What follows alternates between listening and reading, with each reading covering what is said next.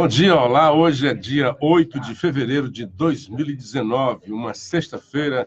Estamos em Fortaleza, iniciando as transmissões online aqui nas redes sociais, no YouTube e no Facebook, do programa Hora da Notícia, que é transmitido pela Rádio Assunção Cearense, em Fortaleza, de segunda a sexta, de 5 às 7 da manhã. E inicio, como sempre, agradecendo aqueles que partilharam o nosso vídeo no Facebook, como o Guedes, a Francisquinha Cunha, a Moura Martins, a Lucinha Moraes, o Francisco Edivar, a Mara Nunes, o Oriclésio Macedo, a Sandra Cabral, a Marta Bastos, o Jesus Alves e o Olavo Souza. Bom dia para Catarina Soares e o Olavo Nunes, Paulo Roberto, que já entraram agora na nossa rede social. A gente está agora só aguardando aqui a rodada dos comerciais para entrar no ar via Assunção de Fortaleza, que na verdade não está no ar. Estamos hoje só pela internet, enquanto os problemas de transmissores, equipamentos aí da emissora são resolvidos. 3.000 itens, incluindo os produtos Flashman. E também contamos com um centro culinário com cursos para você que quer aprender, reciclar conhecimentos com professores maravilhosos. Cursos de bolos, biscoitos, chocolates e muito mais. Lá também você encontra produtos da Ivanac, Zezinho nas cidades e Lucio na loja cidade. do centro, no Montese, a Casa Garcia Gourmet, está portas abertas para receber. Então, não terá PT nem PDT na liderança do governo? Mas não vai ser o PT, não. Nem PDT. 5h30. Pode ser o Julinho, PPS. Anote aí. 31. O Elmano me disse que não vai ser não, e eu sei por quê. Porque ele vai ser o candidato do PT à prefeitura. Ele vai ser o líder do PT. Ele vai ser o candidato do PT à prefeitura. Liga para Ele ele. não seria bom. Quero Me disseram que seria loura, ele ia trabalhar pela loura. Montese abre das 7h30 ao meio-dia. E a loja Casa Garcia Gourmet do centro abre das 7 da manhã ao meio-dia. Eu falei, Casa Garcia Gourmet. Você está ouvindo a Hora da Notícia. A Hora da Notícia. Apresentação dos jornalistas André Capiberibe e Luciano Clever. Renato Abreu. 6h34, voltamos após o Primeira Hora com o Luciano Clever. Luciano, bom dia a você. Antes do Luciano, rapidamente, uma notícia de última hora que chega do Rio de Janeiro. Sim, que fatalidade, que fatalidade. Um incêndio, agora nessa madrugada, deixou 10 mortos, 3 pessoas feridas no centro de treinamento do Flamengo, no chamado Vargem Grande, zona oeste do Rio. Os bombeiros foram acionados por volta das 5 da manhã de hoje. De acordo com os bombeiros, entre os feridos há uma pessoa em estado grave. As imagens feitas pela Globo mostram a área do CT do clube completamente destruída pelas chamas. Por volta das 7h20 da manhã de hoje, às 6h20 aqui, já tinham sido controladas as chamas e os bombeiros estavam fazendo a chamada Operação Rescaldo. Que tragédia! 10 mortos, ainda nenhuma identidade dos mortos. Agora é um centro de treinamento, pressupõe-se que tinha alojamento de jogadores de base do Flamengo. Vamos aguardar mais informações. Que triste, né? Bom dia, André Capiberibe, bom dia, Renato Abreu, bom dia, Paramoti. Paramoti, nossos ouvintes aqui, como Ladislau, perguntando, tem previsão para a rádio voltar para o ar? Hoje deve normalizar. Hoje deve resolver. Então, previsão para hoje, tá, Ladislau? Vamos aguentar hoje aqui pela internet. Bom dia para o Kleber Montenegro, William Moreira, Michel Mendonça, bom dia. Para o Jesus Alves, também para o José Guedes, a Helena Soares e o Eufrásio Francisco. Olha, vocês trouxeram hoje uma notícia do Ciro, mais uma vez, né, dizendo... Ciro, você viu o vídeo? Vi desde ontem. Assim, né, hoje tem uma análise muito interessante na Folha de São Paulo, dizendo que o PT continua preso com o Lula lá em Curitiba, né, porque não dá mais, né, para ficar naquele discurso, tem que partir para uma outra. Você não pode ficar preso com o Lula em Curitiba, principalmente porque essa condenação do sítio de Atibaia coloca por terra todo aquele discursinho leve, vagabundo, dizendo que é perseguição política. Aliás, todos são. Hoje também está aí, né? O Bolsonaro, o Flávio Bolsonaro, quando se responde, é perseguição política.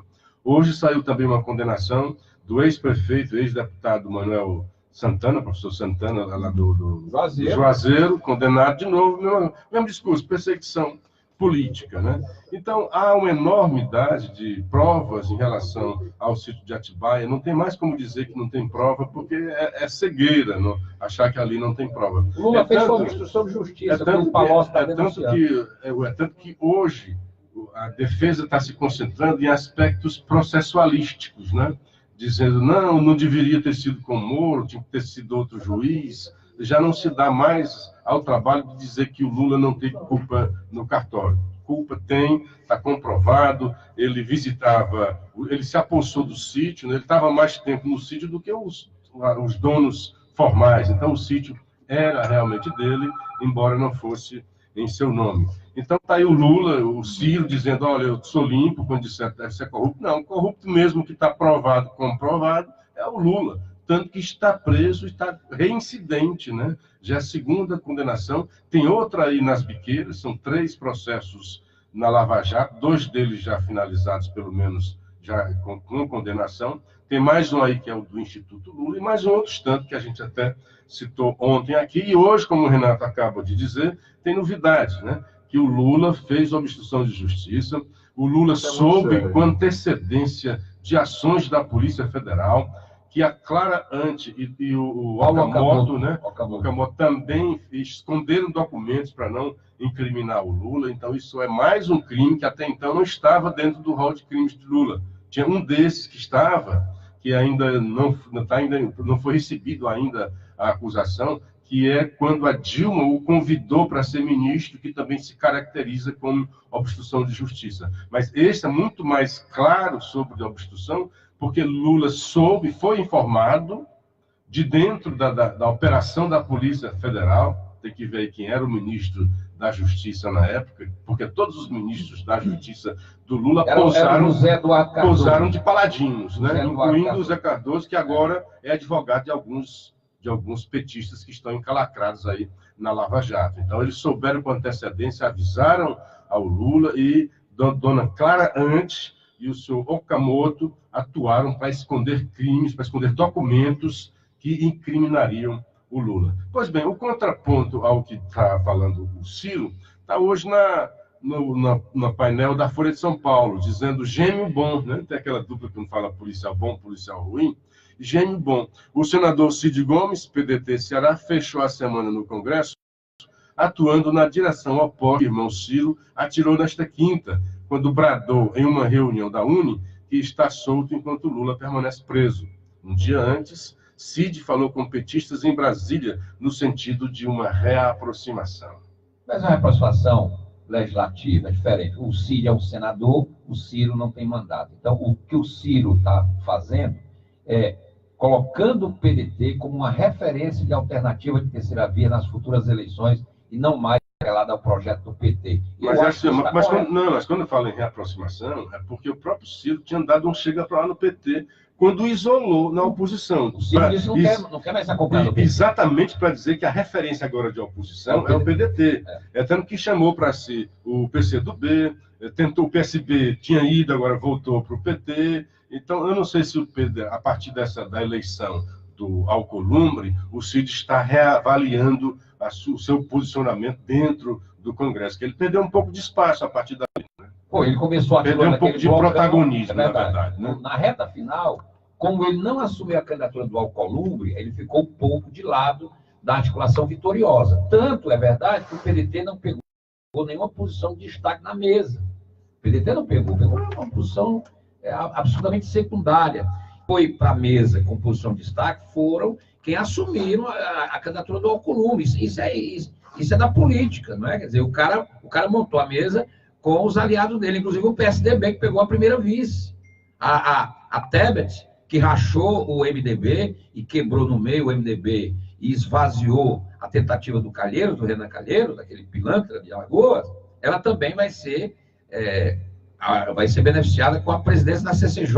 Ou seja, o Alcolumbre, que as pessoas ficam dizendo que é um doidinho e baixo clero, o cara é um baita de um articulador. Óbvio que ele teve o apoio do Onix, ele se articulou bem com o PSL do presidente Bolsonaro, mas ele soube fazer pontes com o PSDB, impedindo que o PSDB fosse para o Calheiros, porque o Renan contava com votos na bancada dos tucanos, e essa articulação não deu certo, porque o Tasso, o Anastasia e outros se insurgiram contra, isolaram o José Serra, e ele fez pontes, inclusive, com o MDB. Na política, você tem que fazer articulações, principalmente quem quer ganhar a eleição, que é uma eleição de um colegiado pequeno de 81 senadores, como é o caso da mesa diretora. Então, você tem razão. O Cid, perdeu um pouco do protagonismo e talvez esteja querendo consertar isso. Agora, eu acho que não é com o PT que deve fazer. Não é com o PT, porque o PT, inclusive, se isolou no processo da Câmara, pegou o Jacques Wagner, na terceira suplência. O Jacques Wagner pegou a terceira suplência no Senado, e o PT pegou a quarta suplência lá na Câmara, também pegou uma posição sem muito destaque. Não vai pegar comissões importantes, porque se isolou do processo. O Rodrigo Maia queria o PT na chapa, o PT se auto-excluiu do processo, resultado disso, perdeu. O PT ficou em Curitiba e se esqueceu do Congresso. Agora, um detalhe interessante, né? A bancada do bloco Rede, PT, PSOL, tinha 97 deputados esse bloco. Só apareceram 50 votos para o Freixo. Ou seja, 47 votos do bloco PT, Rede, PSOL, não foram... Passaram no primeiro impacto. Eles pularam, votaram, em grande parte votaram no Rodrigo Maia, ou seja, não seguiram a orientação partidária, mostrando que o PT foi um fracasso nas articulações da Câmara e também da presidência do Senado. Você falou aí no Onix, Renato, me deu a oportunidade de primeiro recuperar a notícia que a gente deu e depois a gente deixou para lá. O ministro do Turismo já foi de novo, voltou ao seu posto. Pois é. Aí, na verdade, ele tinha sido exonerado, porque quando da posse dos deputados, ele estava de licença saúde. Verdade. Então não havia tomado posse. Ele tinha que tomar posse. Então ele saiu do governo, saiu do cargo, foi exonerado, tomou posse e está de volta ao cargo. E outro que está exonerado, não sei bem, você falou do Onix, eu me lembrei, que hoje ele não é ministro. Hoje ele é só deputado e é tanto que ele pegou... Eu não sei se foi para isso, né? Pegou alguns projetos que estavam dele, né? Arquivados, ele reativou, né? Ele quis apresentar projetos dele, alguns projetos até polêmicos, enfim, que vai colocar em pauta, dentre eles a questão de porte de arma, dentro de aeronaves. Né? Bom dia para a Helena Soares, o Jaime Silva, a Nilda Costa, a Mara Nunes e Manuel Máximo dos Santos, assim como a Elizabeth Magalhães, lá em João Pessoa. Bom dia a todos vocês. Escutem só que legal. Que entrevista legal. Eu vou tentar baixar aqui a revista Cruzoé, do deputado federal Eduardo Bolsonaro, filho do presidente da República. Ele disse o seguinte em entrevista a Cruzoé, que é do portal Antagonista, revista digital. Disse o seguinte, abro aspas para o deputado: sempre tivemos essas opiniões, falando dos irmãos. Eles estão tendo maiores holofotes agora, obviamente, porque somos filhos do presidente. Mas temos a nossa cota de participação em ajudar ele. Nós é que melhor conhecemos o Jair Bolsonaro. E sempre lembro isso às pessoas, que o filho dele é indemissível. Então, na verdade, são as outras pessoas que têm que chegar com a gente e conversar. Não estou falando que sou o dono da verdade, não. Estou falando o seguinte: não existe uma maneira de nos alijar do convívio familiar. Então, quando chegar final de semana, vou querer almoçar com meu pai. O que você acha que vou querer falar com ele? Vou falar de política, poxa. O meu trabalho aqui é praticamente 24 horas de política. O dele é 30 horas por dia de política. A gente vai se encontrar e vai bater um papo sobre isso, fechado. Mas só que ele não vai almoçar com o pai dele, não. O pai dele está no hospital. Só quando ele sair do hospital, né? O pai dele está no hospital e o quadro piorou, ele não vai almoçar. Sim, mas você deve ter entendido o que o rapaz disse. Sim, né? Mas até tudo bem. Eu acho que ninguém pode privar. Essa história quer dizer que o presidente tem que se afastar dos seus filhos, isso não existe. Não existe. O presidente é pai, ele tem que conviver com os filhos. Não tem nada a ver. Tá entendendo? Não pode misturar os assuntos do Estado com os assuntos da família.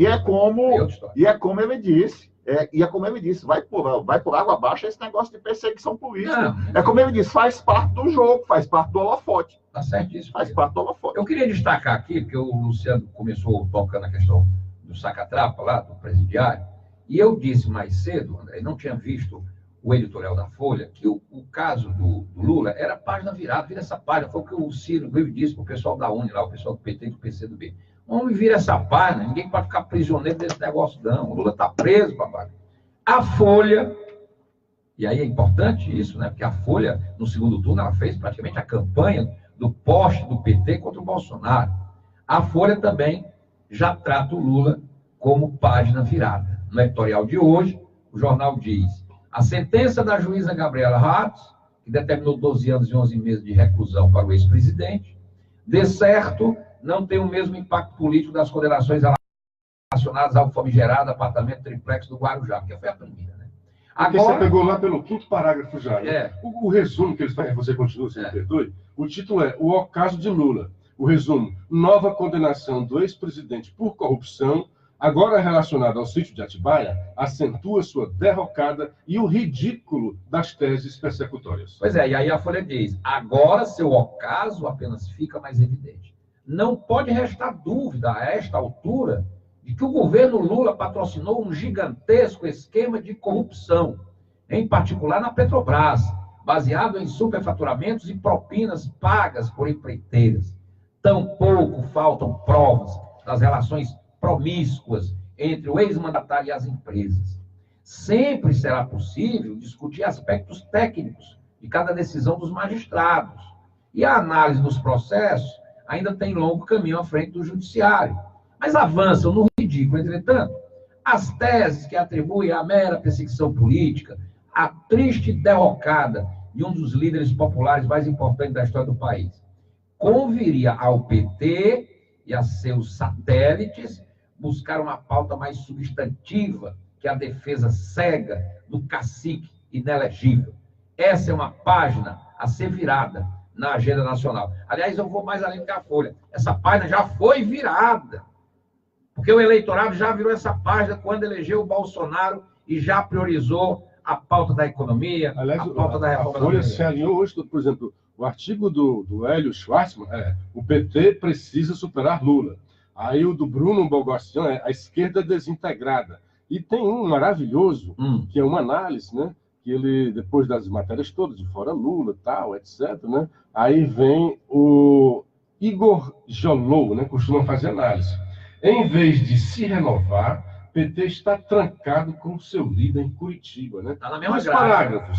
A nova condenação de Luiz Inácio Lula da Silva deveria servir como um alerta à sigla que ele fundou só para fundir ao seu destino ao longo de quase 4 décadas. Apesar de ter sobrevivido melhor do que outras agremiações, como o PSDB ou o MDB, o PT não encontrou um fio narrativo decente desde que a onda de direita capitaneada por Jair Bolsonaro varreu as urnas. As condições objetivas do petismo não eram totalmente desastrosas, mas o partido se perdeu. A sigla saiu com a bancada na Câmara das Urnas e viu Fernando Haddad chegar ao segundo turno e levar quase 45% dos votos. Foi razoável, né? Apesar de ter entrado no pleito para ser derrotado e topado um papel humilhante de poste assumido, Haddad poderia buscar protagonismo no debate. Hoje ele voltou a ser professor, vive brincando no Twitter, né? Ele nunca teve liderança. Claro, nunca lhe sobrou apoio partidário, mas deixar a bola com Gleisi Hoffmann apenas reforça o que já se sabe. O PT virou uma banca de advogados de defesa de Lula, restando a torcida por um desastre do governo Bolsonaro como discurso inercial. Outros líderes petistas são desconhecidos neste momento, e o histórico ético do partido não transmite credibilidade a acusações de que a nova condenação é um ato político. Só terminando no final, ele diz: com tudo isso, restaria racionalmente ao PT tentar uma renovação de lideranças, só para então afinar um discurso sob a luz do desempenho de Bolsonaro. Só que, por hora, o partido prefere abraçar-se ao líder preso em Curitiba, trancando-se cada vez mais profundamente dentro de sua cela a cada condenação. Eu acho que isso vai continuar. Infelizmente, o PT vai com um buraco, porque a julgar pelos pronunciamentos que eu vi ontem aqui na Assembleia de petistas e na Câmara, o PT vai continuar agarrado com Lula lá na cela de Curitiba. Por isso que o Ciro já se desplugou, porque ele tem um outro caminho, tem luz própria, é um candidato que teve mais de 15 milhões de votos, né, tem liderança, o PDT é um partido hoje que tem uma consolidação e quer dar esse espólio, digamos assim, da esquerda em futuros embates nacionais contra o governo do Bolsonaro. Se ficar confundido com o PT, o PT também vai para o buraco, o Ciro sabe disso. Então, o Ciro, muito inteligentemente, já se deslocou desde o segundo turno, quando ele não fez campanha, quando ele pegou o avião e foi embora para a Europa, né? Sequer declarou o voto, depois disse que tinha votado, mas depois da eleição não fez campanha, não pagou, não caminhou, enfim, nem ele, nem o seu irmão, o grande líder, o Cid, senador com mais de 3 milhões de votos. Bem lembrado isso, porque se houver uma derrocada do Bolsonaro, como o PT está apostando, nem assim o PT vai se beneficiar. Quem deve se beneficiar é o Ciro Gomes. Então, a Folha, Luciano, como você bem disse aí, virou a página. E eu faço uma pergunta, resta saber... Virou várias páginas aqui no jornal, quando eu virei aqui, tudo é... Resta saber quando o Jornal Povo, aqui, o nosso querido Jornal Povo, também vai virar essa página do lulismo e do petismo. O Charles Robson está pedindo para mandar um alô para o João Mereré, na escuta em Trairi. O Soares também está mandando um abraço. O Edival Filho Ajuda, de Sobral, dizendo que está na escuta. O William Moreira, o PT não ficou renovado com o abandono do discurso de Lula livre, porque tem acusações que, se comprovadas, o seu registro deve ser cassado. O Edno Jesus, não sei por que a coleta de lixo não foi normalizada em Fortaleza. Na noite de terça-feira passada, marginais atearam fogo no amontoado de lixo que estava embaixo de um semáforo na Avenida Coronel Carvalho, com Major Assis, no Jardim Iracema. Aí tem mais texto, eu não consigo, tá, que o texto tem que ser rápido, né? O João Lima, bom dia a todos do programa Hora da Notícia, não consegui sintonizar a Rádio Assunção hoje. Não está no ar. Ela não está no ar no 620. Nós estamos falando pela internet, você acessar através dos aplicativos, você está nos ouvindo. E aqui no Facebook, né? E no Facebook. O Flávio Menezes, que é irmão do meu amigo Robson, está dizendo aqui que está na escuta do seu excelente programa, o nosso. Por gentileza, mande um abraço para o cônsul do Fortim.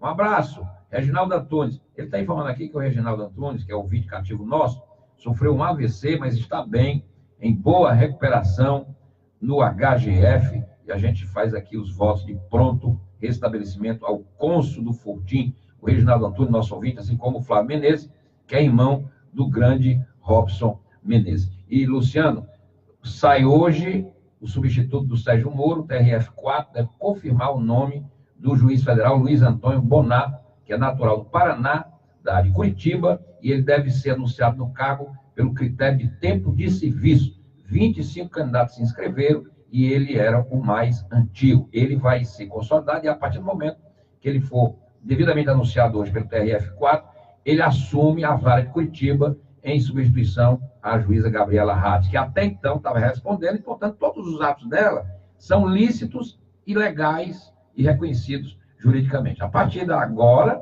aí não, a Gabriela não vai mais analisar nenhum processo da Lava Jato, passa tudo para a mão do novo juiz, o Luiz Antônio Bonato, que vai substituir oficialmente, porque a Gabriela estava apenas interinamente, mas o fato da interina não significa que ela não tinha plenos poderes. Ela tinha plenos poderes e poderia dar a sentença, como de fato deu no caso do sítio de Atibaia. Nenhum ato legal. É engraçado que aí o Lula deve ser condenado por 3 juízes diferentes na primeira instância, né? Então o triplex foi o Moro, o sítio de Atibaia foi a Gabriela, e agora vem o Instituto Lula, que deve ser pelo Bonatti. Pelo Bonatti, exatamente. Exatamente.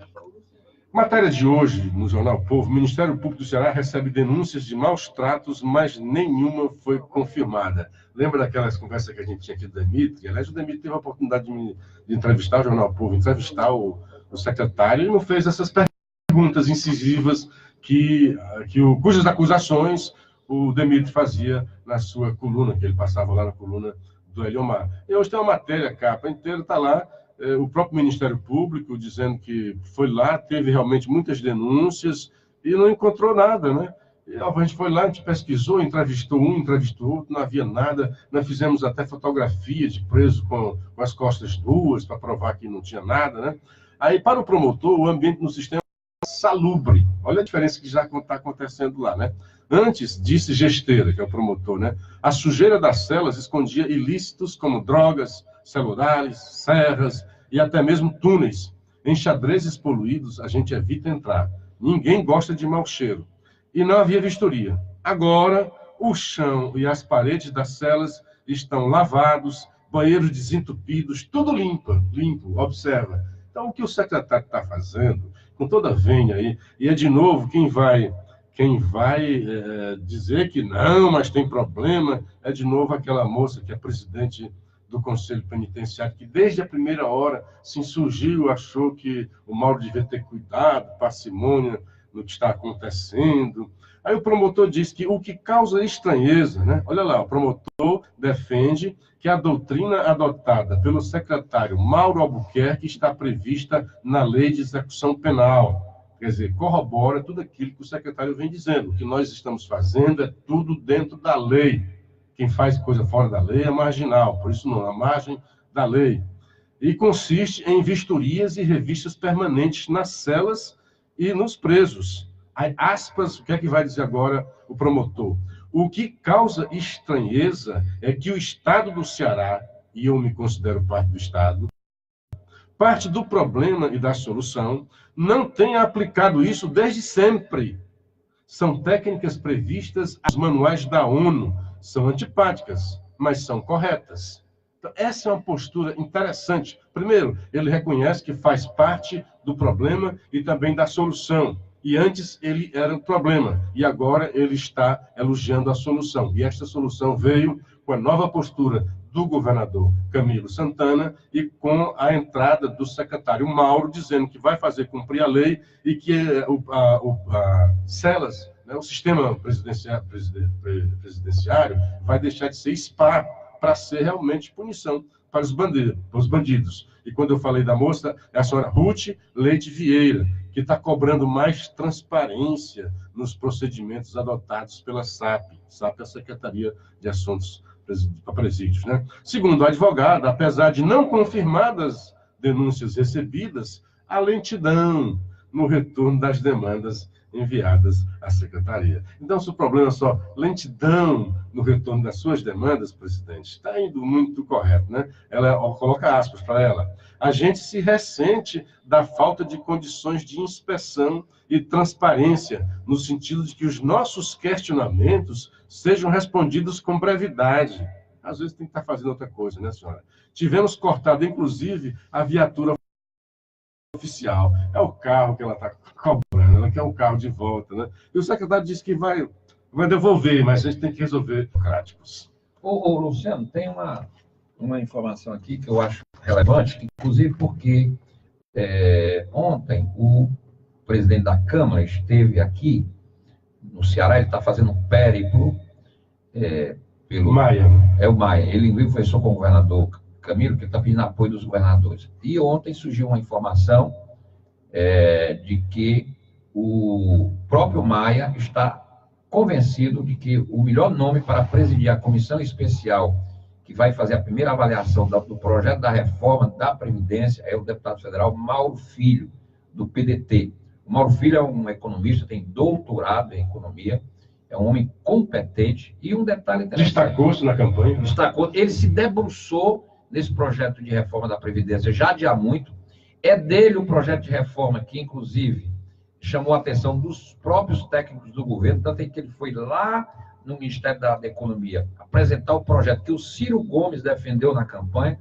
Eu acho um nome excelente. Primeiro, ele tem consciência da necessidade de uma reforma. O Mauro Filho, várias vezes, aqui como secretário da Fazenda na Assembleia, no meu programa Questão de Ordem, ele já colocava publicamente a necessidade de uma reforma. Aqui no Ceará, o governador Camilo já fez uma reforma da Previdência exatamente para abrandar os efeitos. O Ceará estava colocando todo mês no Caixa do Tesouro cerca de 500 a 600 bilhões para pagar e equilibrar as contas da Previdência do Estado, porque hoje no Ceará já há um desequilíbrio. Para cada um servidor que está produtivo, ou seja, que está trabalhando, já tem 3 aposentados a ser pagos pelo erário, e isso, em médio e longo prazo, quebra a Previdência. O Mauro tem a noção disso, ele tem uma ideia interessante de equilibrar a capitalização, que é a ideia do Guedes, mas também com um processo que faça uma transição. Então, eu acho que é um nome espetacular, né? Ele não é um contra-reforma, muito pelo contrário, ele sabe da necessidade. Compreende o problema. É um economista, é um técnico qualificado. Eu acho que a ideia do Rodrigo Maia é excepcional, além de dar ao PDT uma posição de destaque, e o PDT tem que ser colocado como uma oposição, não aquela oposição do PT, torcendo para tudo dar errado, não. Uma oposição que quer colaborar com o Brasil. Eu acho isso muito importante. E, aliás, João do Guedes esteve muito bem, de novo, no Jornal Nacional, peguei uma parte da fala dele, ele dizendo, olha, esse sistema que nós temos hoje é um sistema perverso, que tira dinheiro dos pobres para dar para os mais ricos, para bancar privilégios de uma casta de servidores, como de alguns amigos nossos que a gente até já citou aqui. É realmente uma perversidade enorme, quando os pobres ficam pagando a conta dos ricos. E não é só assim, pagar o básico dos ricos, não, é pagar privilégios mesmo, é pagar salários altos de ricos, né, que tudo bem fizeram por onde ter esse salário, mas não fizeram por onde para ter essa aposentadoria. Deixa eu dar um bom dia, tem um bocado de gente querendo falar. O Edno Jesus mandando um bom dia para nós, já falou do lixo, né? O William Moreira, o PT não fica renovado apenas pelo abandono do discurso livre, porque tem acusação comprovada. O João Lima não conseguiu sintonizar. O Charles Robson dizendo que está havendo um problemão lá na Madalena. A Câmara recebe denúncia e pedido de cassação de mandato de vereador por quebra de decoro. O Olavo Nunes, o PT acabou e o Ciro se desgastou demais acompanhando o PT e sua recuperação política para chegar ao Planalto. É muito difícil, mas tem 4 anos aí para fazer isso. E aí o Ciro PT é exatamente o Ciro admitindo que já pagou esse preço. Já pagou demais até, né? Gilardi Alves, mas é bom saber que ele também entrou nessa, né? Ninguém o colocou lá. Márcio Borges de Castro, bom dia e um ótimo final de semana para todos. O Antônio Ferreira, também mandando um abraço.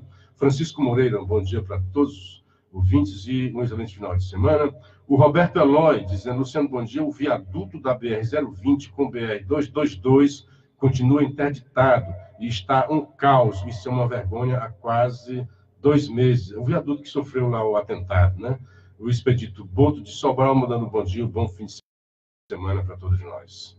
A foto aqui que o Palácio do Governo mandou do encontro do governador com o Rodrigo Maia destaca que o coordenador da bancada federal, o filho do Domingos Filho, deputado Domingos Neto, André, tem aqui... Sim, eu vi a foto. Tem o governador Camilo. Tem o João Jaime, tem o Chiquinho Feitosa. Tem o João Feitosa. Jaime, tem o Chiquinho Feitosa e tem o André Figueiredo, que é o presidente. E tem o deputado Roberto Monteiro, que é deputado federal também do PDT. Aí tem o Chiquinho e tem um outro aqui que eu não sei quem é. Pronto. Tem um outro aí que eu não sei quem é. Esse aí eu não sei quem é.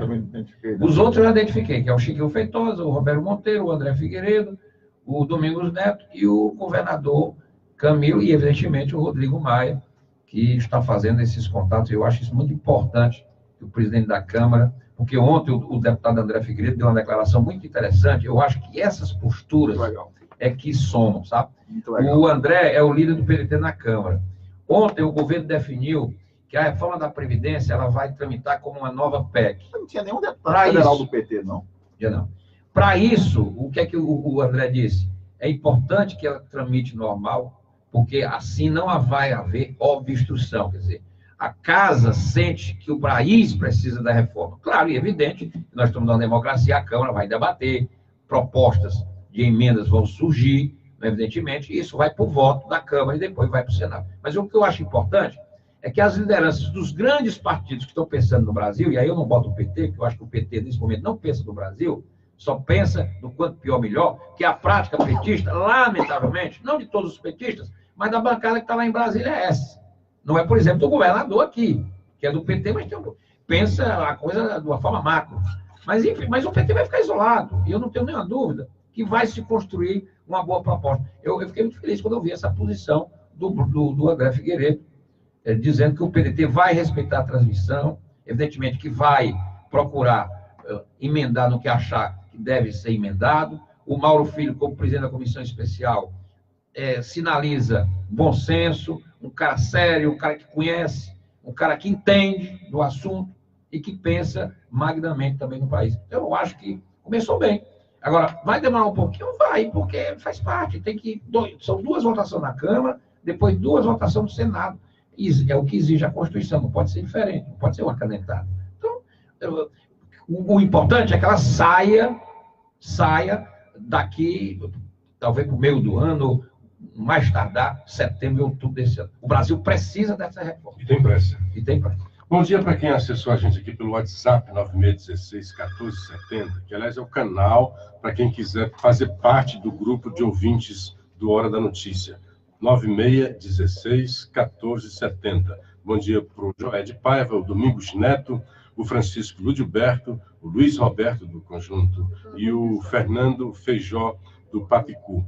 Pois bem, outra coisa interessante que eu achei, Renato, foi ontem o presidente do Senado, porque vai começar pela Câmara dos Deputados.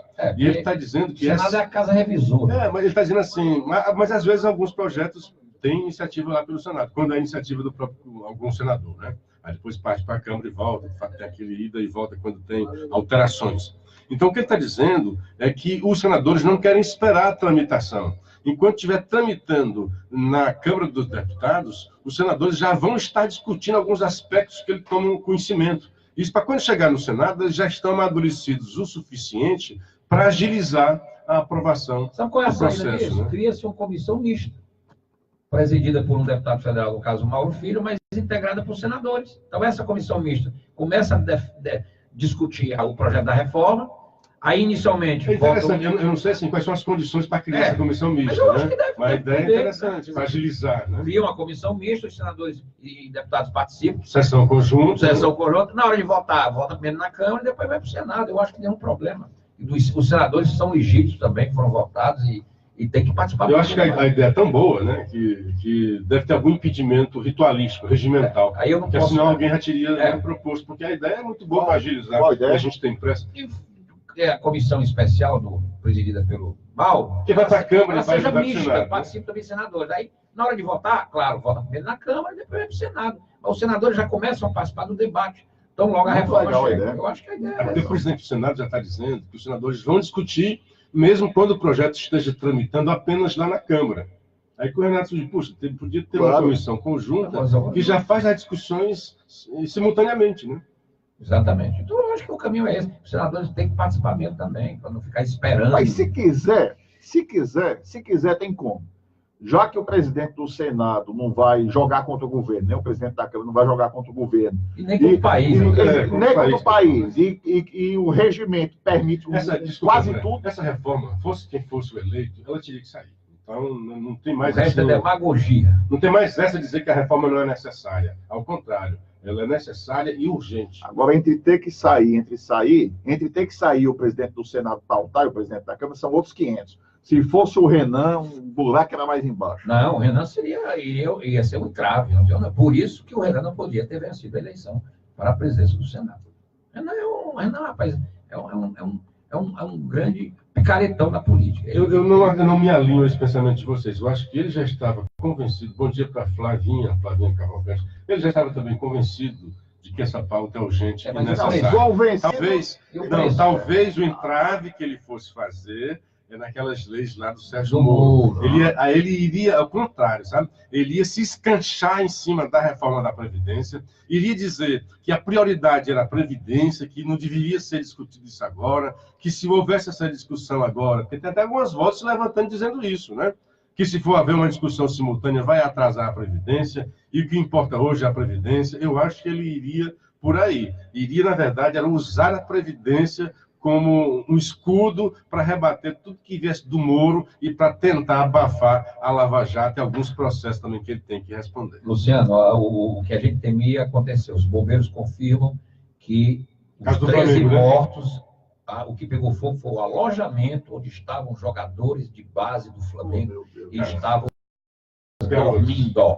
Portanto, as 13 vítimas devem ser jogadores das divisões Clube de Regatas do Flamengo, que é lamentável. 3 meninos que podem ter morrido queimados. Podem ter morrido, não, morreram queimados. Eles morreram queimados enquanto dormiam. Uma tragédia lá no CT do Flamengo. Queimados ou asfixiados.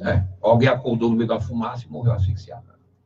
Os bombeiros já confirmam. O local onde houve o incêndio é o alojamento da base do Flamengo. Tem 3 garotos em estado grave em hospitais no Rio de Janeiro. Agora, nenhum nome ainda revelado pelos bombeiros. Nenhum nome. Um CT moderno, um CT novo, que houve, um dos maiores do... Quem é que sabe o que é que houve? Um cigarro. Um dos maiores do mundo. Sempre uma coisa dessa, um cigarro que alguém estava fumando, um curto-circuito. O cara estava fumando, solta o cigarro, não deve. Um garoto fumando escondido, alguma coisa. que fazer. É Lamentável. lamentável.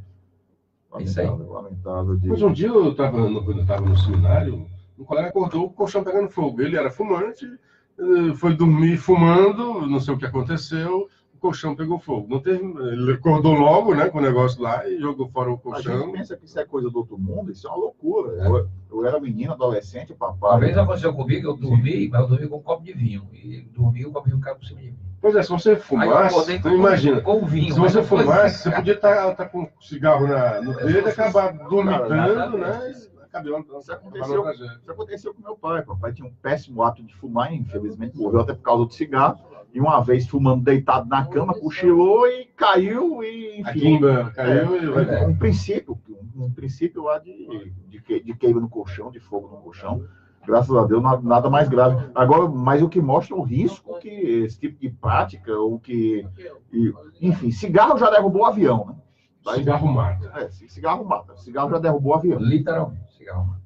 O André, o nosso Luciano já tinha dado a informação, mas aqui tem mais detalhes. O Ministério Público Federal obteve a condenação do ex-prefeito de Juazeiro do Norte, ex-deputado do PT, Manuel Santana, acusado de desviar recursos que deveriam ter sido aplicados na requalificação das unidades básicas de saúde do município de Juazeiro, localizado no Cariri. Quer dizer, dinheiro da saúde, né? Pois é, e ele é médico.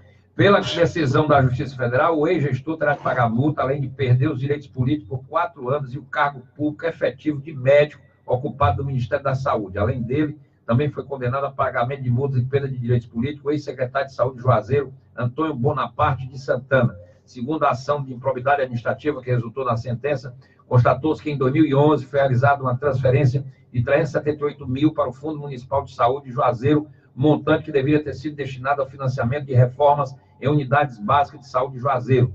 Análise comparativa de movimentações das contas bancárias titularizadas pela Prefeitura de Juazeiro e aquela titularizada pelo Fundo levou o Ministério Público Federal a constatar que os gestores públicos se utilizaram de transferências sucessivas e praticamente instantâneas de recursos repassados para o Fundo de Saúde para realizar o desvio de finalidade dessas verbas. Segundo o Ministério Público, no caso analisado, as provas documentais apontam que essa era uma prática adotada pelos requeridos e sua utilização permitiu a ocorrência de desvio de finalidade de verbas públicas diante da utilização de recursos liberados com vinculação em saúde. A sentença que condenou os acusados é do juiz federal Fabrício de Lima Borges, da 16ª Vara Federal no Ceará.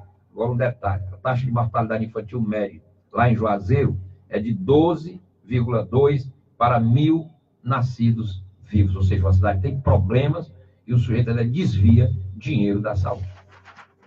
Bom, ele está dizendo que é perseguição política e que vai recorrer em instância superior. Ele pode recorrer, mas em primeira instância ele está condenado. Você viu que o editorial do Estadão também é Lula, né?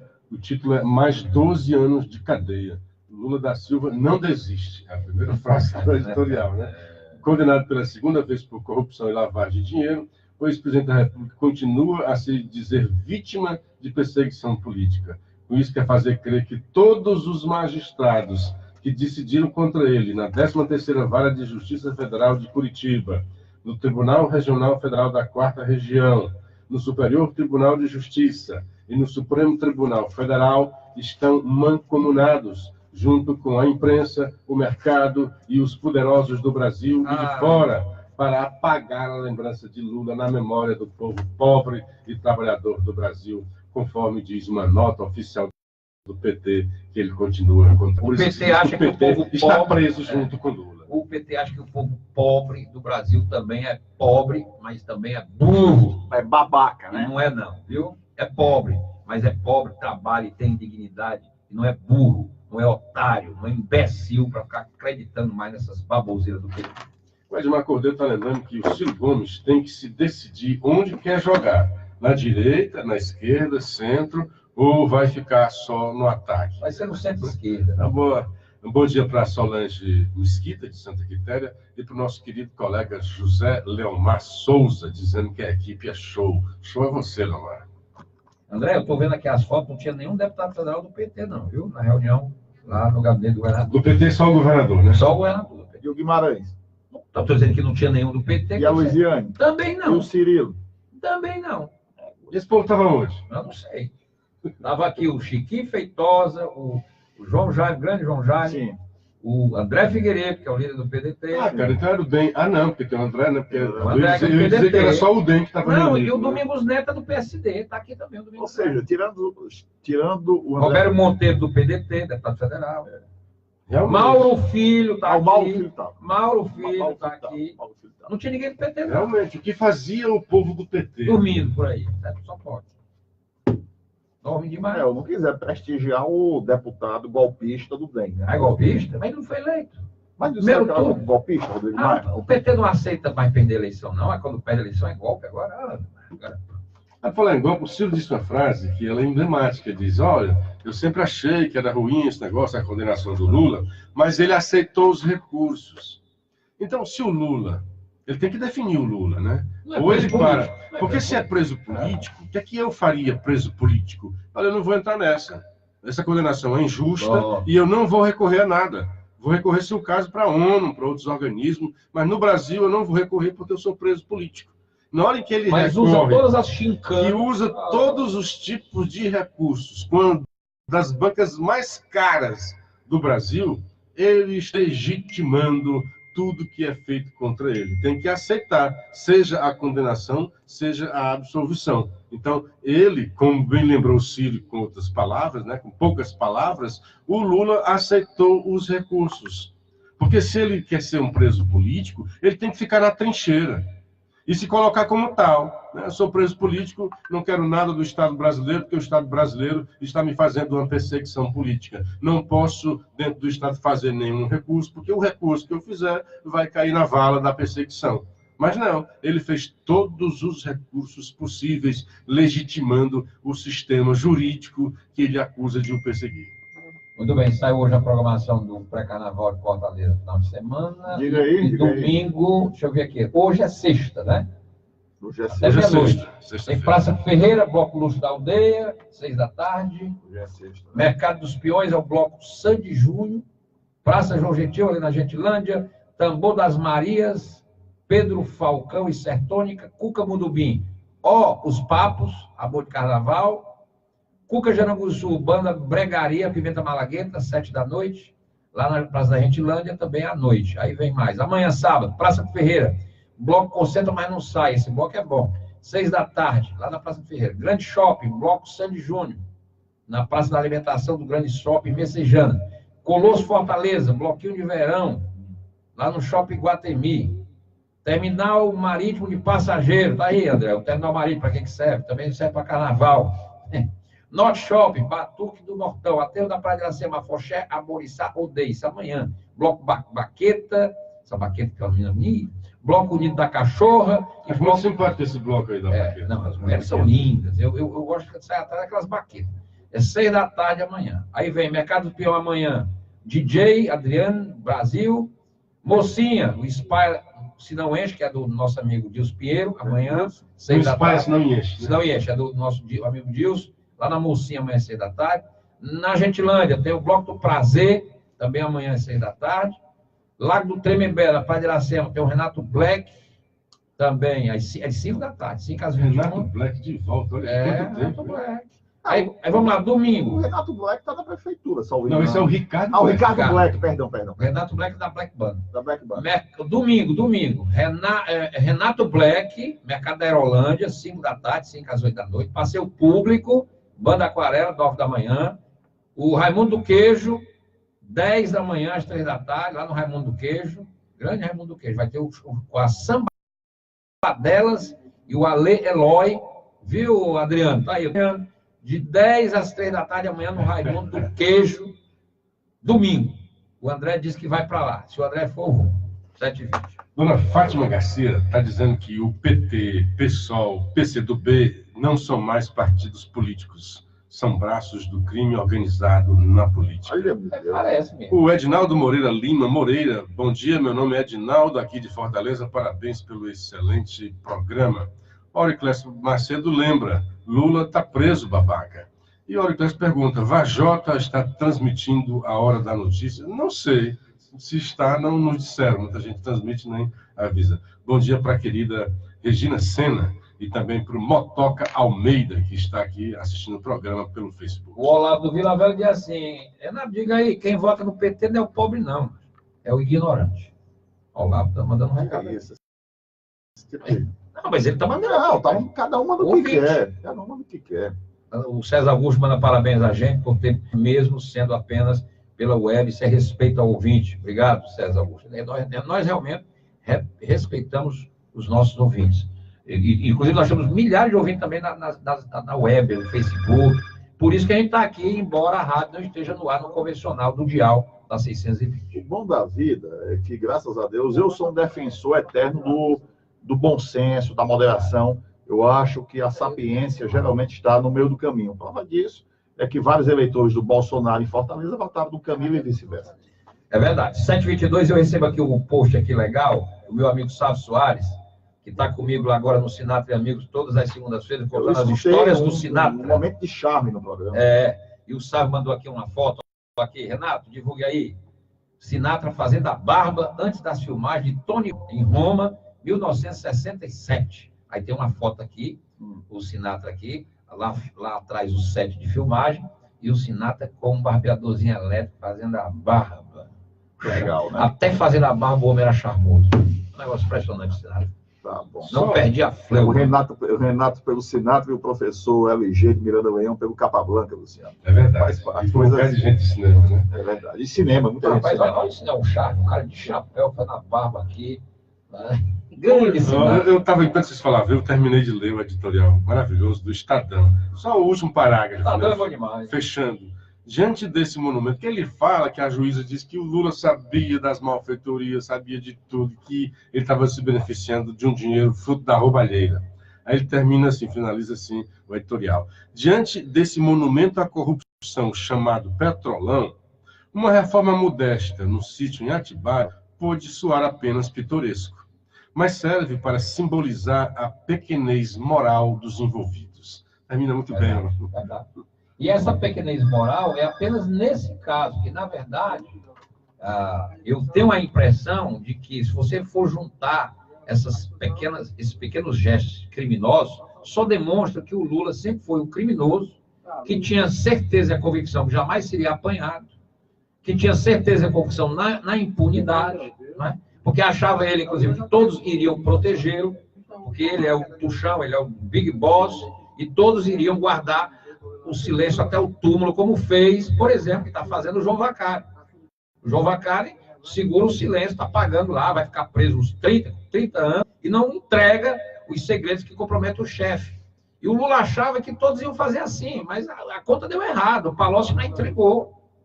O Zé Disseu não entrega também, não, mas o Palocci já entregou. Só teve uma coisa que não bateu nesse depoimento do Palocci, nessa questão do vazamento seletivo, que eu acredito que possa ser verdade, que o Lula sabia da operação, e aqueles áudios do Lula com Jacques Wagner, hoje senador da República, justamente o Lula criticando no áudio o Zé Eduardo Cardoso porque não tinha dado nenhum tipo de vazamento. Certamente, depois dessa crítica, ele começou a ter a informação que ele pediu, né? Eu vou checar as datas. Eu vou até checar as datas, mas assim, datas. mesmo que ele não tenha tido em algumas, é claro que houve alguns, muito claro, né, que a Polícia Federal chegava e não encontrava nada. Olha, foi tudo limpo, né? A turma do Clean chegou. Tinha nos filmes que eu assistia, né? Tinha uns caras que eram contratados para fazer a sujeira, os caras iam lá fazer a matança, e tinha uma equipe que era clipe de faxina, era o Clean, né? E chegava lá depois do assassinato, né, das coisas que ficaram sujas, a equipe ia lá para limpar tudo, para quando a polícia chegar não ter nenhum resquício. É o que aconteceu nesse caso. E quem foi da equipe da faxina era a senhora, segundo o Palocci, era a senhora Clara Ante e lá o Japinho, o Okamoto, né? Era pau mandado do Lula. Que limpavam, tiravam os documentos para limpar, né? Limpar a sujeira. E tem mais, a convicção, você falando em convicção, eu tenho uma convicção hoje de que realmente a roubalheira foi muito maior. E que esse negócio do sítio, o triplex, isso é fichinha. Mas isso é escondido. Isso é apenas aquilo que foi comprovado. Ele só pode ser condenado daquilo que tem prova. Então, houve muito mais. Né? O que Capote? O Capote foi preso. Sonegação e consciência. Uma besteira. Eu falei Capote. Capote é o escritor, né? que eu sou fã, Truman Capote. O Al Capone nunca foi sou fã. condenado pelos homicídios, pelas pessoas que ele mandou matar, porque ele nunca se conseguiu provas que vinculassem ele aos homicídios. Até porque ele não estava no local dos crimes, ele mandava matar seus capangas e depois apagava as pistas, matando inclusive as testemunhas. Só que pegaram ele por imposto de renda. Aí ele pegou 7 anos e 11 meses de cadeia e cumpriu. Quando saiu, o império dele já estava desmoronado. Aliás, ele morreu. Al Capone. Raul Seixas, né? Então, eu acho que essa roubalheira do Petrolão, é claro que eu acho, aqui é uma convicção minha, que tem muito dinheiro escondido por aí. Não sei aonde, mas tem. Tenho certeza. Esses caras apostavam em impunidade. Esses caras são bandidos, criminosos ideológicos. Achavam que estavam fazendo isso a serviço de uma causa de Estado. Mas são pilantras, tanto que serviram a causa ideológica no passado e depois foram pegar dinheiro nessa bolsa ditadura. Não passam disso, não passam de pilantra. Renato, está sendo julgado hoje um recurso lá do Eduardo Cunha, que pode até mudar no Lula. O que é? Ele está dizendo que não é lavagem de dinheiro. Essa conta, por exemplo, que o Eduardo Cunha tinha no exterior, você falou de contas no exterior, que ele usou, aí ele está dizendo, não, esse crime aí, na verdade, eu estava usufruindo do crime anterior. Portanto, não é um segundo crime que seria o de lavagem de dinheiro. Se os juízes entenderem que está correta essa versão, essa coisa aí que está defendendo, né? Essa tese do Eduardo Cunha, pode beneficiar o Lula também para descaracterizar o crime de lavagem de dinheiro. Na verdade, ele estaria usufruindo, né, se beneficiando do crime anterior, que é o de corrupção passiva. Falar no Capote, finalzinho do programa. Capote é o escritor. Truman Capote, que eu sou fã. E ele, jornalista também. E ele criou, dentro da literatura, o chamado jornalismo literário, que os americanos são bamba nisso aí, né? Aqui no Brasil, quem escreve muito bem, que eu já li algumas coisas dele, infelizmente deixou de escrever, voltou mais à televisão, é o Caco Barcelos. Mas a gente tem uma certa carência no Brasil de jornalismo literário. Truman Capote. E, aliás, o filme Capote é maravilhoso. Muito bem encenado. Aquele ator, o Hoffman, né? Que, aliás, está com um desempenho maravilhoso naquele filme. Aliás, ele morreu, né? Lembra um pouco assim as questões do André, aquele ator, né? Tem cabelo. Não, o cara tem cabelo. É o Philip Seymour Hoffman. Não, é espetacular. Ele vive o Capote no filme, inclusive concorreu, eu acho que ele ganhou o Oscar pela interpretação do Capote. Só que ele depois, ele foi botado morto, né? Ele praticou suicídio, e o Capote que... depressão e coisa. O Capote curtiu a vida. Tem um livro deles que o Capote promovia festas homéricas. E tem um livro dele, Luciano, que eu recomendo. Tem aí para vender. É sobre ensaios dele. Ensaios, sobre crônicas, ensaios. Uma coisa maravilhosa. Como aquele sacana no bom sentido, escrevia bem. Escrevia muito bem. Já que vocês lembrou do Capote, nós temos tempo aqui, porque o César não 7 horas, 30 minutos. O César não vem fazer o programa hoje, só segunda-feira vem, não. Já mandou avisar. Porque não está no ar e ele não quer fazer pela web, aí é um direito do nosso querido. Bom, bem, só sobre o Capote era um grande promotor de grandes festas. E a última grande festa que houve em Nova York foi exatamente promovida pelo Capote. E ele deixou de promover porque ele disse que estava Nova York estava perdendo o glamour. Era muito penetra nas festas, muita gente desinteressante. Mas na última festa ele conseguiu reunir a nata de Hollywood. Inclusive, o Frank Sinatra estava lá, né? O Frank Sinatra estava lá, que não era muito ir a essas festas. Tinha que ter o Frank Sinatra nessa história. O Frank foi, e tinha lá Butler Caster, estava lá John Mayer, ou seja, ele disse assim, festa é isso, com pessoas interessantes, inclusive inimigos, que ele dizia que convidava pessoas que não se falavam. Ele disse, claro, festa, eu tenho que provocar, inclusive, burburinhos, tensões na pista. Olha, o cara era fantástico. O cara era bom demais, Truman Capote. Salvo engano, nesse livro tem... Eu quase ia a essa festa, mas... Tem uma crônica. Quem quiser, só botar no Google, a última festa de Capote. Tem a história dessa festa que é maravilhosa. Tem um ensaio do Capote falando dessa festa que o Sinatra foi, que o Sinatra, para ir, fez algumas exigências. Dentre essas exigências, o Capote desconvidasse alguns convidados que foram devidamente desconvidados para que o Sinatra fosse. Claro, entre o Sinatra e um bocado de saca-trapa, o Capote... Toda vez que eu não fui, eu faço Bom dia para o Salles Neto, Felipe Filho, e também que é Tobias Cunha e o Haroldo Filho. Grande abraço, gente, um final de semana maravilhoso e até segunda-feira, com a graça de Deus. Até segunda.